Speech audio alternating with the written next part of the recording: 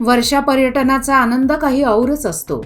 हिरवीगार वनराई, पावसाच्या धारा झेलणारे डोंगर आणि काही ठिकाणी डोंगरावरून रोरावत कोसळणारे धबधबे हे दृश्य गारुड करते.